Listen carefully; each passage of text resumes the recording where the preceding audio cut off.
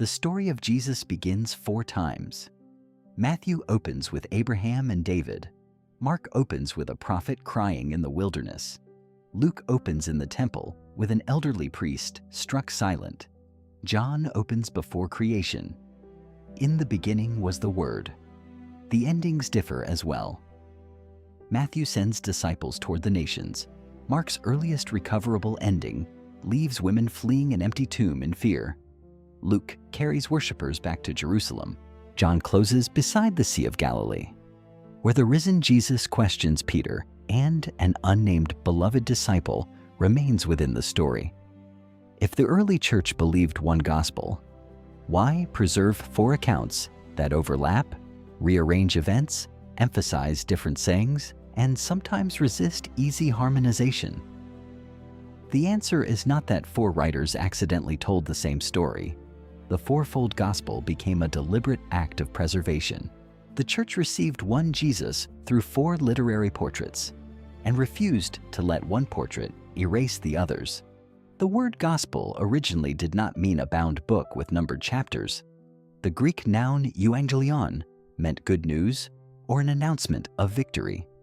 Paul used it for the proclaimed message about Jesus before the 4 canonical narratives had reached their final written forms. Mark then begins with the phrase, "the beginning of the gospel of Jesus Christ," using the word for the story his book announces. Over time, Christians use a gospel for written accounts of Jesus' ministry, death, and resurrection. The 4 canonical works are formally anonymous in their narrative bodies. Matthew never says, "I, Matthew, wrote this." Mark does not identify himself in the story. Luke's preface addresses Theophilus, but does not name the author. John points to the testimony of the disciple whom Jesus loved, yet does not explicitly call that disciple John, son of Zebedee. The familiar titles, according to Matthew, according to Mark, according to Luke, and according to John, belong to the ancient transmission of the books. They distinguish one account from another while still treating the subject as one gospel. The wording is significant. Ancient Christians did not ordinarily speak of Matthew's private good news competing with Mark's. They spoke of the gospel according to Matthew and the gospel according to Mark. One gospel, 4 forms of witness, questions of date and authorship remain debated. Many scholars place Mark around the time of the Jewish War and Jerusalem's destruction in the year 70, Matthew and Luke in the following decades, and John near the end of the 1st century, though proposals vary. Traditional Christian attribution connects the books with Matthew the tax collector and apostle, Mark associated with Peter, Luke associated with Paul, and John the apostle. Modern scholarship evaluates those traditions differently and often distinguishes the named figures from the final literary composition. Certainty should not be claimed where the evidence remains disputed. What can be seen directly is that the writers worked within a world of memory, oral proclamation, collected sayings, earlier written accounts, scripture, and community teaching. Luke says so. His preface acknowledges that many had undertaken to compile narratives about the events fulfilled among the believers. He refers to traditions handed down by eyewitnesses and servants of the word. He then explains that he has investigated the material and arranged an orderly account for Theophilus. Luke does not present written gospel composition as the sudden appearance of words without sources. He describes receiving, investigating, and ordering testimony. The ancient Mediterranean world was built around oral communication as well as texts. Teachings were memorized and repeated. Letters were read aloud. Messengers carried reports between cities. Papyrus was valuable. Literacy was unevenly distributed, and public or communal reading allowed one manuscript to reach many hearers. The stories of Jesus therefore lived before and alongside their written forms. A healing could be remembered because it revealed authority. A parable could be repeated because its phrasing held together in memory. A controversy could be preserved because it clarified a disputed practice. The account of the final meal, arrest, crucifixion, and empty tomb stood at the center of proclamation because the death and resurrection of Jesus defined the message itself. When the evangelists wrote, they did not merely place loose memories in chronological rows.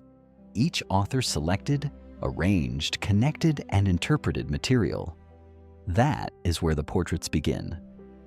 Matthew, Mark, and Luke are called the Synoptic Gospels. The term comes from Greek words associated with seeing together. Their narratives often follow a shared order, use similar wording, and recount many of the same events. They can be placed in parallel columns and examined side by side. John cannot be aligned so easily. His sequence, vocabulary, signs, extended discourses, and presentation of Jesus differ substantially from the synoptic pattern. The relationship among Matthew, Mark, and Luke is called the synoptic problem. In many passages, the verbal agreement is too close to be explained only by three independent memories of the same event. The order of episodes can also agree for long stretches. Most contemporary scholars think some form of literary dependence is involved. A common view is Markan priority. Mark was written first, and Matthew and Luke used Mark while composing their own accounts. Matthew reproduces most of Mark's substance, often with revised wording and added teaching. Luke also follows much of Mark's sequence, but reorganizes sections and adds extensive material. Matthew and Luke share sayings absent from Mark. One influential explanation proposes another source, conventionally called Q, from the German word Quell, meaning source. No manuscript of Q has been discovered, and scholars debate whether such a document existed, whether the shared material came from multiple sources, or whether one evangelist knew the work of the other. The source theories matter, but they do not explain the Gospels by themselves. A writer's portrait appears not only in what sources he may have used, but in what he does with them. Place the baptism of Jesus beside the three synoptics. Mark describes Jesus coming from Nazareth, being baptized by John, seeing the heavens torn open, and hearing the heavenly voice.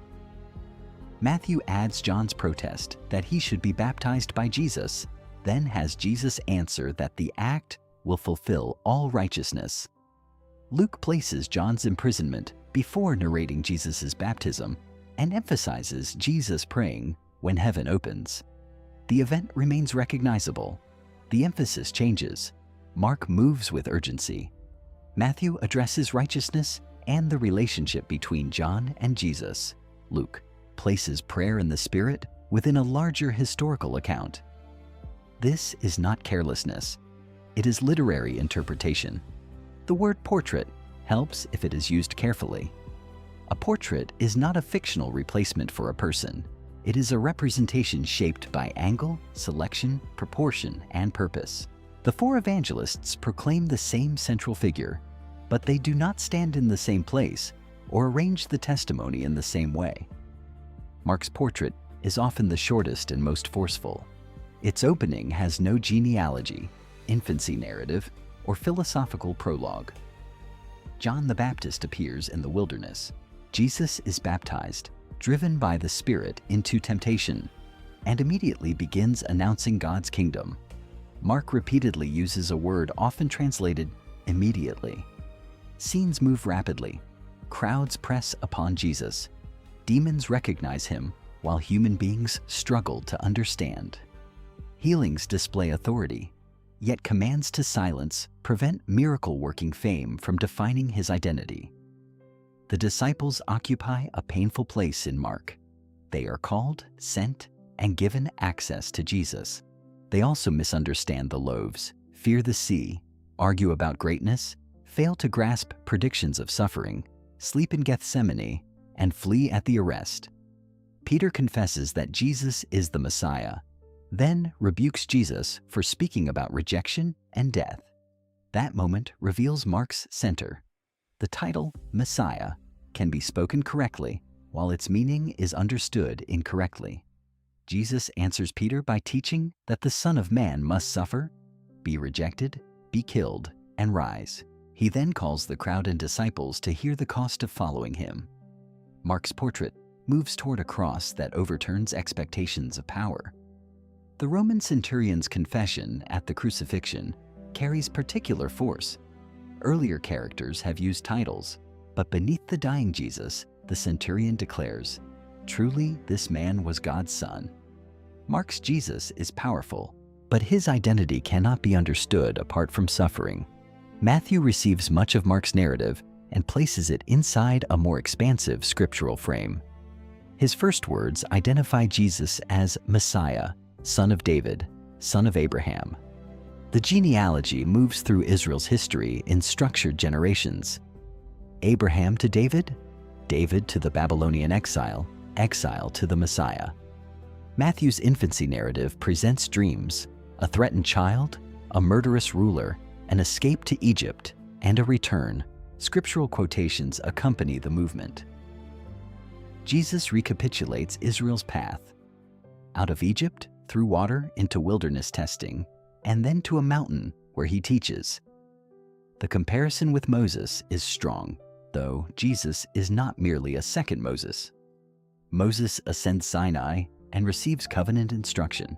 Jesus ascends a mountain and authoritatively interprets the Torah. "You have heard that it was said, but I say to you." Matthew's Gospel is arranged around large teaching sections, including the Sermon on the Mount, the Mission Discourse, Parables of the Kingdom, Community Instruction, and the Discourse on the Mount of Olives. Matthew repeatedly uses fulfillment formulas. Events occur to fulfill what was spoken through a prophet. Sometimes the connections follow familiar messianic expectations. At other times, Matthew reads Israel's scriptures typologically, seeing patterns in Israel's story reaching their intended fullness in Jesus. The kingdom of heaven dominates the vocabulary. Matthew's Jesus teaches what kingdom righteousness looks like, confronts hypocrisy, forms a community, gives authority to bind and loose, and commands disciplined reconciliation within that ancient assembly. He is presented as Israel's Messiah, whose mission ultimately opens toward all nations. The final scene completes that movement. On a mountain in Galilee, the risen Jesus declares that all authority in heaven and on earth has been given to him.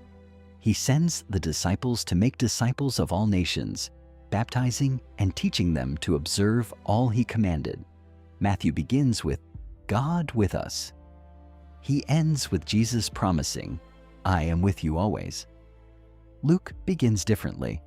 His opening resembles ancient historical and literary prefaces. He addresses Theophilus, acknowledges earlier accounts, mentions eyewitness tradition, and promises an orderly narrative so that Theophilus may know the reliability of what he has been taught.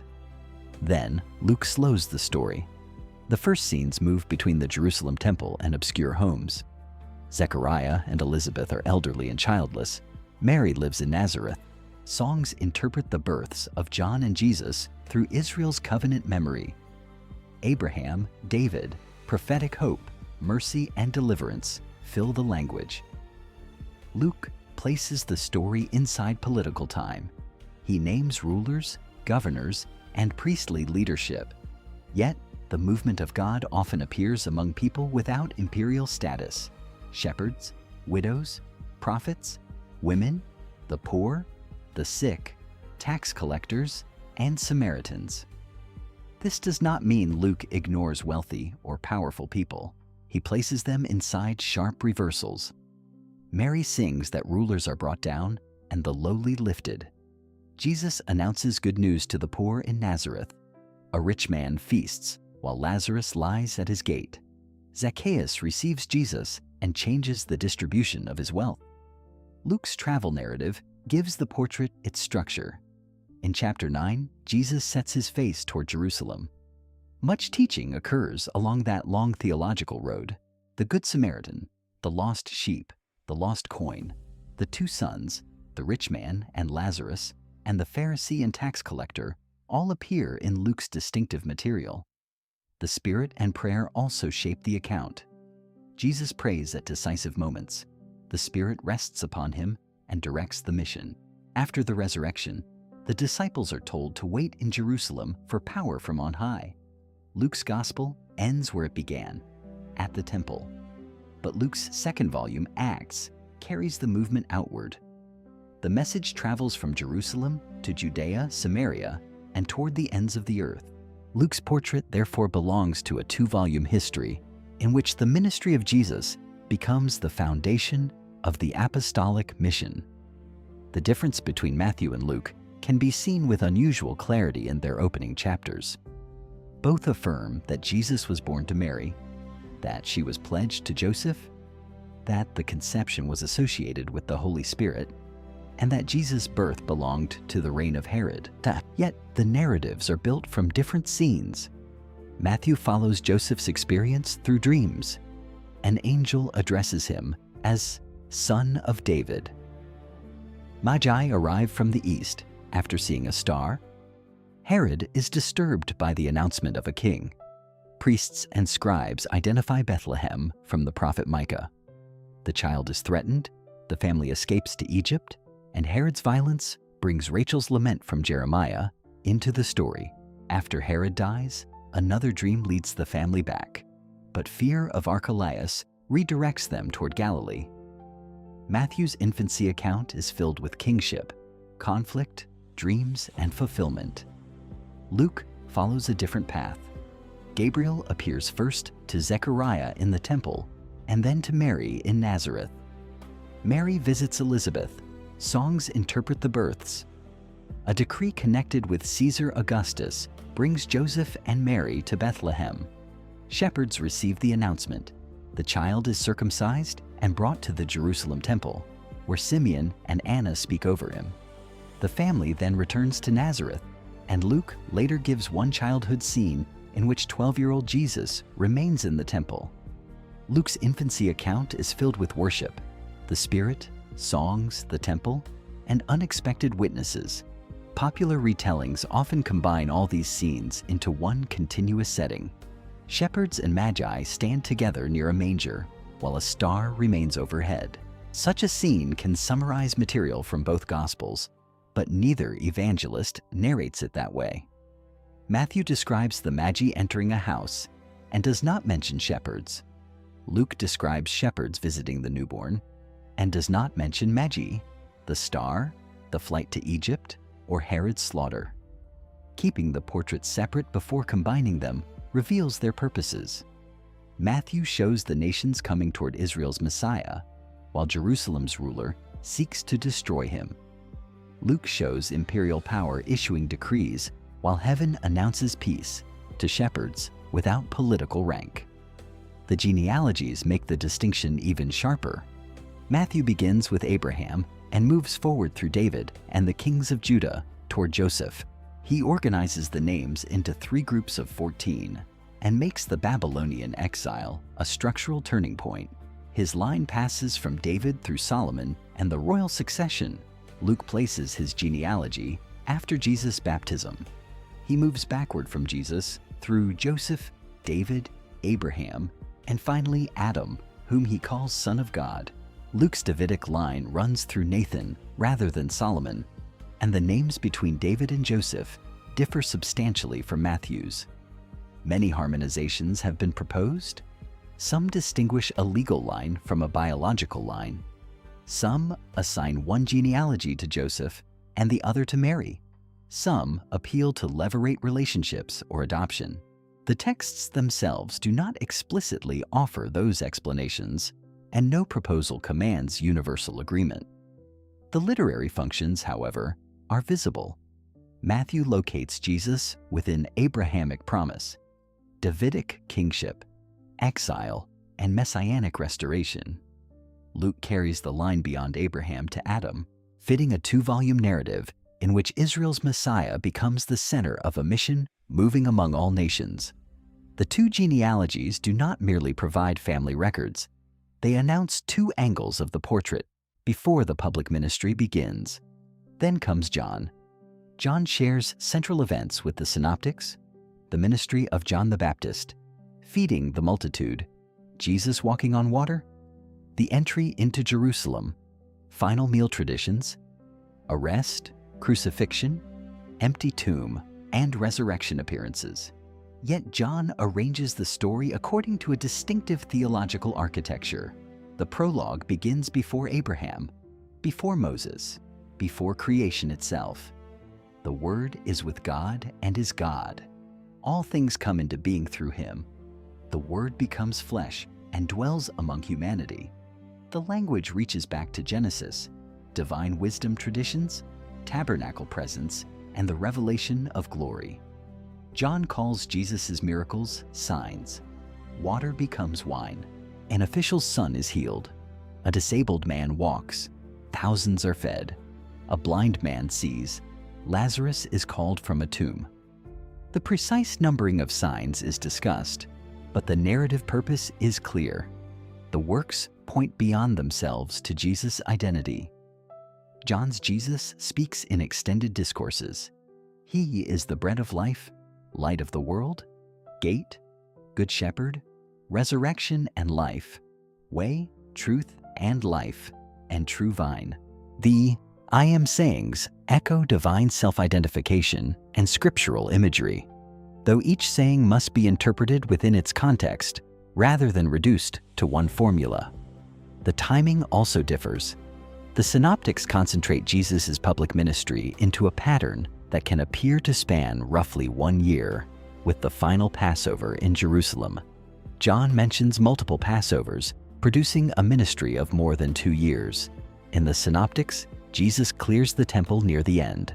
John places the action near the beginning, making it an early sign of conflict and presenting Jesus' body as the true temple. At the final meal, John does not narrate the institution of the bread and cup in the same form as the synoptics.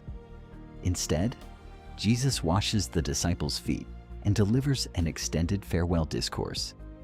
At the cross, John's chronology is also framed in relation to Passover imagery. Jesus dies as preparations are underway, and details about unbroken bones and hyssop strengthen connections with the Passover lamb.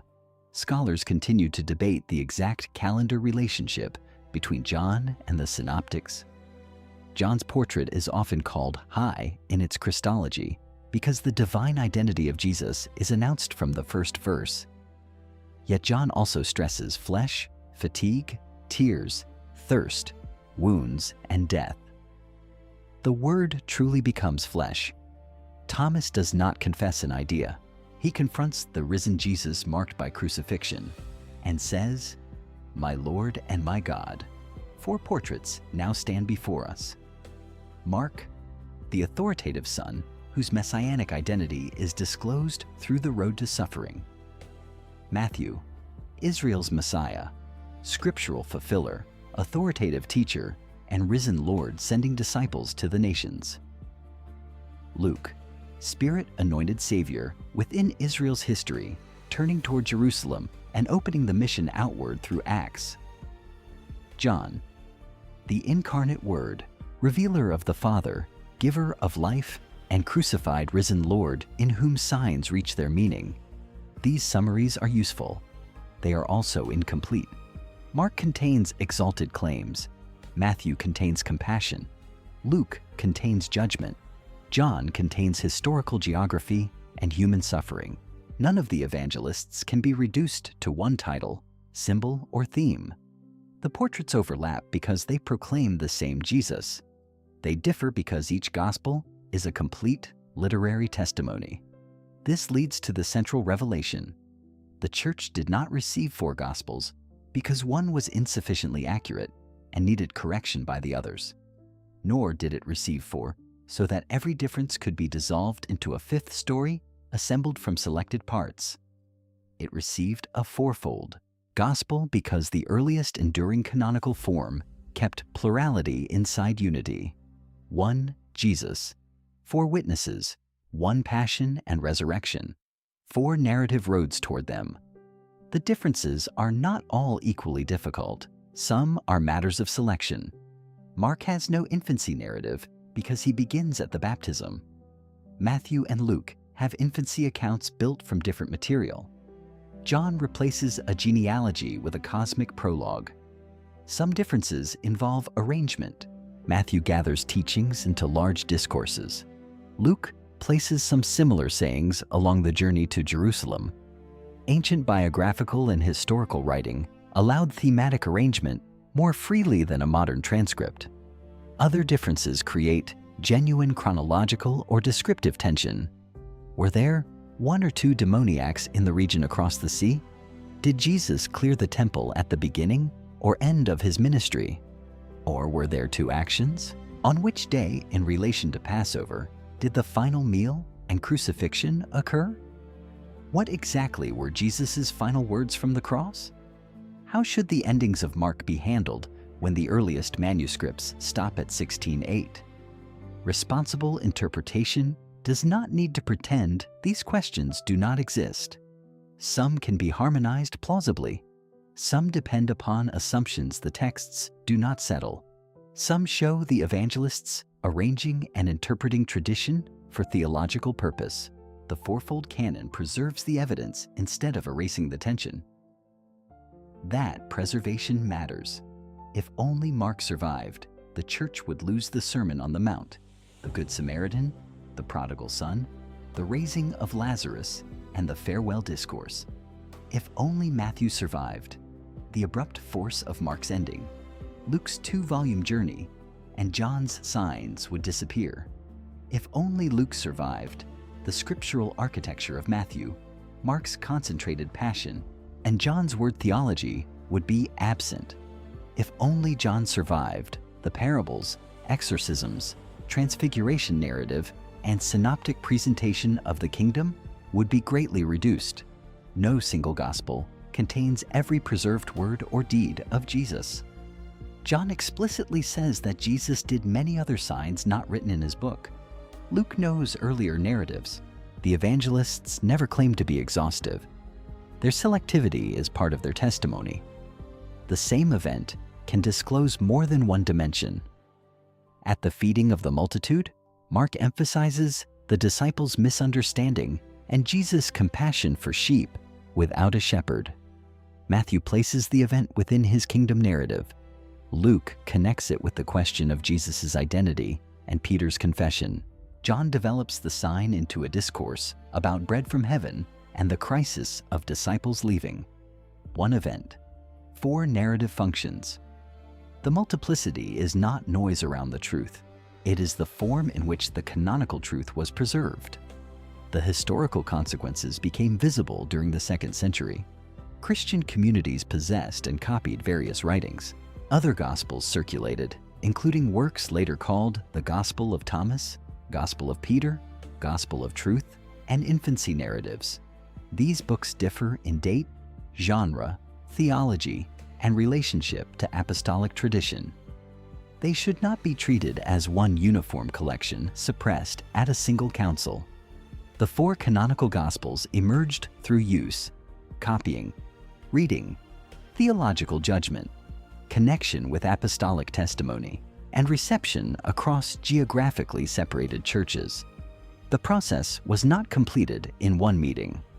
By the middle of the 2nd century, Justin Martyr speaks of memoirs of the apostles being read in Christian worship, though identifying every text behind his quotations can be difficult. His student Tatian later created a continuous gospel composition using material from Matthew, Mark, Luke, and John. That work became known as the Diatessaron, a title associated with through 4. The Diatessaron demonstrates both the authority of the 4 sources and the desire to hear them as one continuous narrative. It was influential, especially in Syriac-speaking Christianity. Its exact original wording must be reconstructed from later witnesses because no complete 2nd century copy survives. Tatian's project answered a practical question. Why repeat the feeding, the arrest, the trial, or the resurrection scenes 4 times when the material could be woven into one account? A harmony can be useful. It can bring parallel details together and help readers follow a combined chronology. But harmony always makes decisions. It chooses an order when the Gospels differ. It selects one wording or combines several. It decides which apparent duplicate is one event and which represents 2. It creates transitions the source texts did not contain. The result may preserve many details, while obscuring each evangelist's architecture.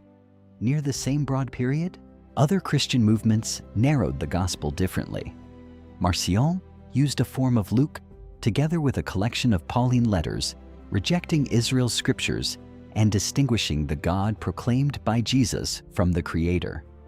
The exact textual history of Marcion's gospel remains debated, including whether he edited Luke or used a related form. What is clear is that his restricted collection provoked strong opposition.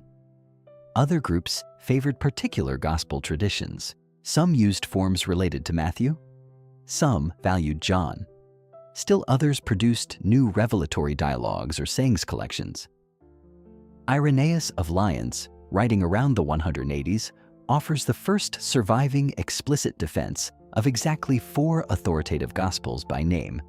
His argument includes theological symbolism. He compares the fourfold gospel to the 4 regions of the world and 4 principal winds. He connects the evangelists with the 4 living creatures around God's throne. Modern readers may not find that numerical argument persuasive as historical proof. It reflects Irenaeus's conviction that the fourfold gospel belongs to the ordered shape of creation and the worldwide church. More important than the number symbolism is the conflict he addresses. Irenaeus opposes those who select one gospel while rejecting others, alter texts to fit a system, or multiply supposed revelations beyond the apostolic witness. His answer is not to choose the most convenient evangelist. He holds Matthew, Mark, Luke, and John together. The 4 living creatures later became the famous symbols of the evangelists: a human or angel, lion, ox, and eagle. The imagery comes from Ezekiel's throne vision and the living creatures in Revelation. But neither Ezekiel nor Revelation says the creatures represent 4 gospel writers. That association belongs to later Christian interpretation. Even the assignments were not initially fixed.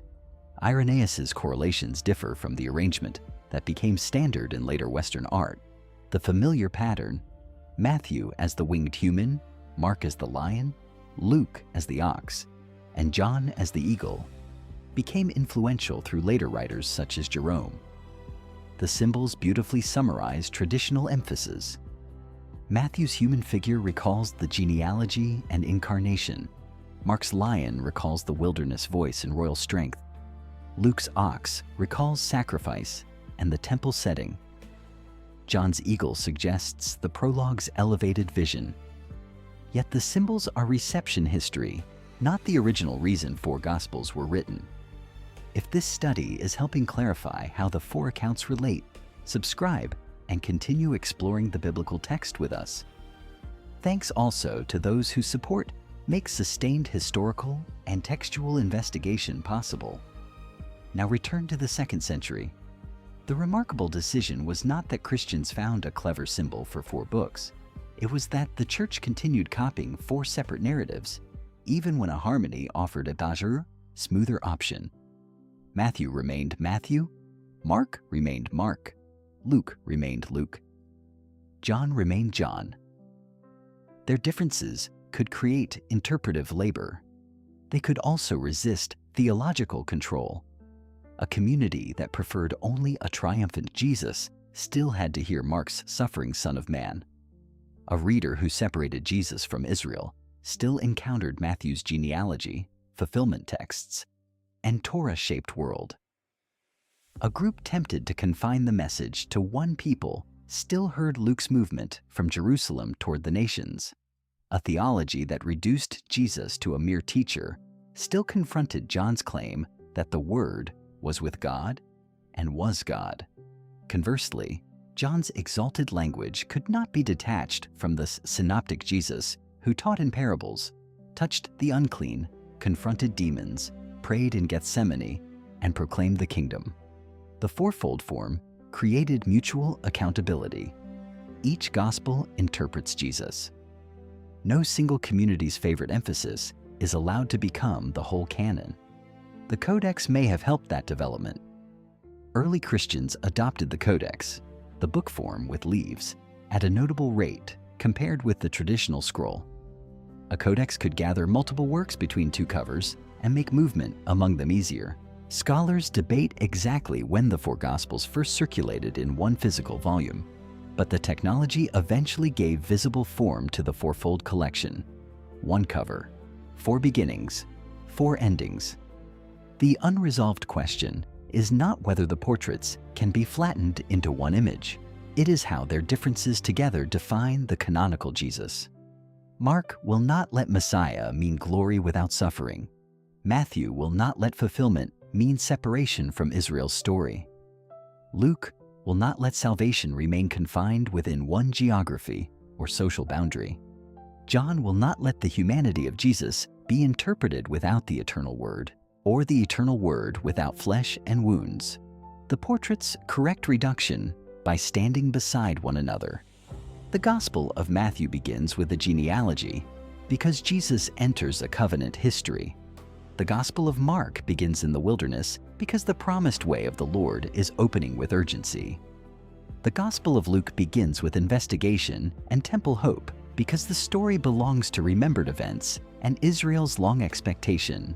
The Gospel of John begins before creation because the one who enters history is the Word through whom creation came to be. Four openings do not announce four different Christs. They reveal four dimensions of the claim the early church was making about one Christ. The same is true at the cross. Mark preserves the cry of abandonment and the centurion's confession. Matthew adds cosmic signs and the opening of tombs. Luke gives Jesus words of forgiveness, assurance to a criminal, and final trust in the Father.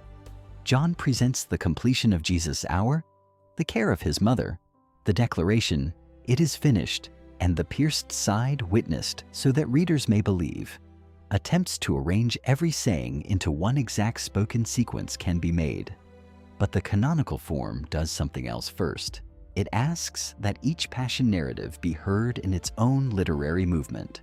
Mark's darkness is not a gap waiting for John to fill. John's completion is not a correction of Mark's grief. Luke's forgiveness is not an ornamental addition. Matthew's earthquake is not merely background. Each evangelist brings the reader to Golgotha along a different road.